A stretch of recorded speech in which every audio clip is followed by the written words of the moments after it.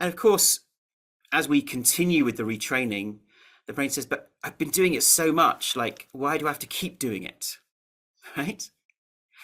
And the point is here that you are retraining, so you're creating what we call safety neurons.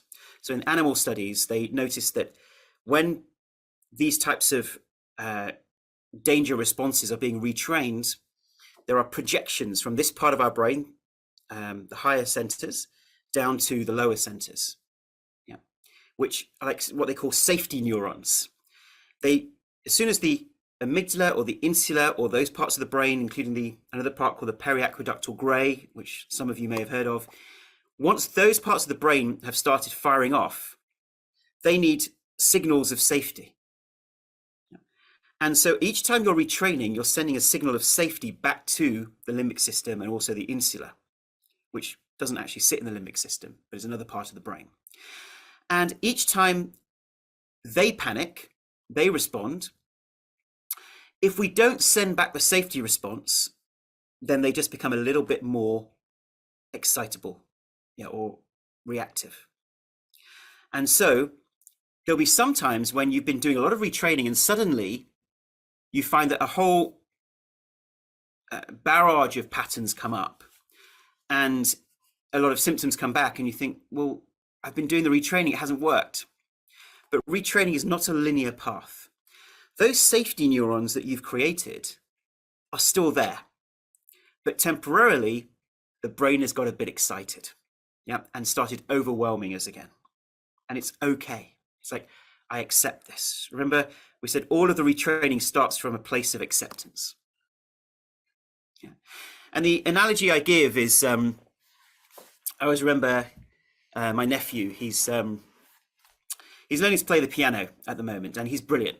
He's only 9 years old, but he's playing the piano really, really well, and I'm really proud of him. And there was one moment where we asked him to perform in front of all the family, right? So there's extended family there, there's about 15, 20 people, and he was really excited to do it. And he'd learned this piece, and I'd seen him play it before, and he was really, really good at it. Didn't miss a note. And then he came out in front of everybody, had his piano ready, and of course, what happens in that moment? Uh-oh, everyone's watching. So his amygdala, his prefrontal cortex is suddenly getting very excited and excitable, and oh no, what's going to happen now? So then he tries to play the piano, but guess what happens? He keeps making those mistakes, right?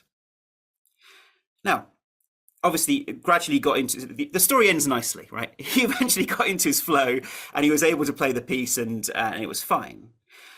But in that moment that he couldn't play the piece properly and he was playing the wrong notes, he hadn't forgotten how to play it.